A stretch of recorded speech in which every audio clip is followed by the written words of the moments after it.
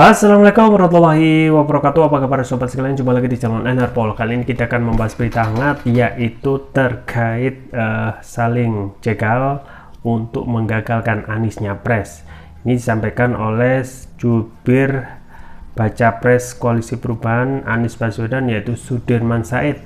Ya, Sudirman Said klaim pejabat negara datangi PKS untuk gagalkan Anies, ya, dimiris ya apa yang menyebabkan orang itu begitu berhasrat untuk ya menggagalkan Anies Nyapres, ya. Langsung saja kita baca dulu sesuai yang dilansir oleh detiknews.com. Langsung saja kita baca dan kita ulas. Jakarta, juru bicara bakal calon presiden baca pres dari Koalisi Perubahan untuk Persatuan KPP Anies Baswedan, Sudirman Said, mengklaim ada pejabat negara bergantian mendatangi PKS. Sudirman menyebut pejabat tersebut ingin PKS keluar dari KPP sehingga Anies gagal mendapat tiket maju sebagai calon presiden. Sedikit clue saja, kalau sampai hari ini bergantian para pejabat negara, ada yang pemimpin partai, ada yang bukan, mendatangi PKS dengan misi, ada yang implisit, ada yang eksplisit.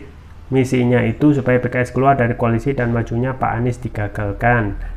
Bentuknya apa ya, namanya iming-iming, bentuknya macam-macam lah, tapi kan barangkali menjelaskan di sini kan tidak cukup, kata Sudirman di Jalan Brawijaya Kebayoran Baru, Jakarta Selatan, Rabu. Sudirman mengklaim iming-iming yang diberikan pejabat tersebut kepada PKS mulai tawaran posisi hingga sumbangan material. Ya. Kendati demikian, pihaknya bersyukur partai politik yang tergabung dalam Koalisi Perubahan tidak tergoda dengan iming-iming tersebut, ya. Pokoknya itu tipikal untuk soal-soal begini itu seperti apa, apakah soal posisi atau soal sumbangan material itu muncul, dan kami bersyukur, kita semua bersyukur bahwa semua partai menghadapi tekanan, godaan, atau undangan apapun tetap stay pada kesepakatan kemarin, kata Sudirman. Sudirman mengatakan saat ini banyak godaan dan raya terhadap Koalisi Perubahan, namun kata Sudirman makin banyak godaan yang datang, Koalisi Perubahan justru makin solid. Dan rasanya mungkin makin banyak tekanan, makin banyak godaan, malah bukannya mereka makin kendor, tapi makin kencang, karena di balik tekanan, godaan, rayuan itu pasti ada sesuatu yang lebih besar, ungkapnya. Dan itu adalah merupakan undangan atau troll bagi yang kita meneruskan perjuangan.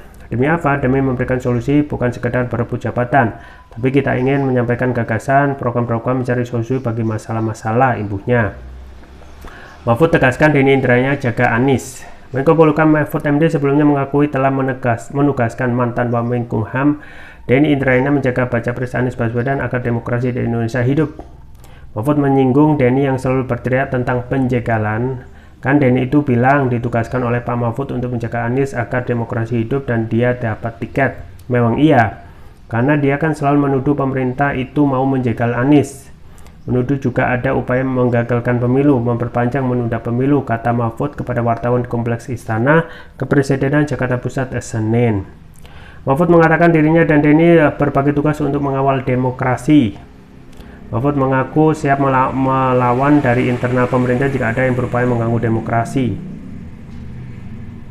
Kalau gitu bagi tugas, saya tugaskan jaga Anies agar demokrasi hidup dan tidak lagi menuduh pemerintah, kan gitu maksud saya, agar tidak ganggu itu pemerintah. Kalau pemerintah ganggu, lawan dari dalam. Kalau ada oknum pemerintah, oknum ya bilang saya, nanti saya yang jaga pemilunya, jangan ditutup mau gagalkan pemilu, ujar Mahfud.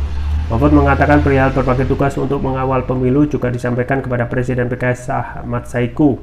Barulah kemudian Mahfud menceritakan proses dirinya sempat ditawari menjadi cawapres pendamping Anies. Kepada Ketua PKS Pak Saiku waktu ke rumah bersama Al Muzammil, kan beliau menjajaki untuk mencari cawapresnya Anies. Antara lain bertanya Pak Mahfud bersedia enggak, ujar Mahfud. Mahfud menolak tawaran dari Saiku karena enggak mau rusak demokrasi, dia tidak ingin koalisi pengusung Anies pecah. Saya bilang karena di koalisi Bapak itu ada Nasdem, Demokrat, dan PKS, itu banyak ada yang calonnya dari partainya sendiri. Nah, nanti kalau saya ajak ke situ malah saya merusak demokrasi. Kalau yang satu keluar karena Anda ajak saya kan rusak. Oleh sebab itu saya minta Bapak jaga koalisi. Saya bilang begitu kepada Ketua PKS, jaga koalisi. Jangan ajak saya ke dalam agar tidak pecah. Kalau saya ke dalam nanti malah pecah. Karena ada yang nggak setuju dan lain-lain. Itu saja tugas saya, menjaga pemilu dan menjaga demokrasi, beber Mahfud ya. Ya itu ya sobat sekalian terkait dengan konstelasi koalisi Anies yang masih mendapatkan ya ada potensi gangguan, yaitu menggagalkan Anies untuk nyapres di 2024 ya. Entah itu dari Sudirman Said yang mengklaim ada pejabat yang seperti itu mendatangi PKS. Nah memang saat ini yang tetap tidak solid ya, dan tidak begitu berhasrat banget ya, tetapi tetap solid, yaitu salah satu PKS ya. PKS yang tidak ngebet banget seperti Demokrat yang kemarin sempat mengevaluasi Anies kalau tidak segera mendeklarasikan siapa yang jadi baca presnya akan coba untuk ya mengevaluasi Anies ya.